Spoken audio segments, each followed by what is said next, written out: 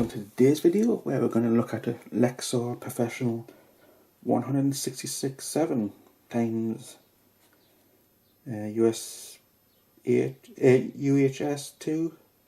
SD cards, and we've got two to look at from different batches, and we'll also be testing on a Mobile Light Plus from Kingston, USB 3.2, and we'll be testing on a Tomahawk Max through the USB 3.2 on the back to see how much the actual speeds are.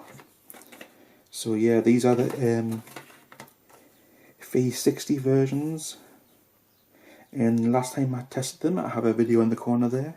Didn't seem to get through more than 80 megabytes per second.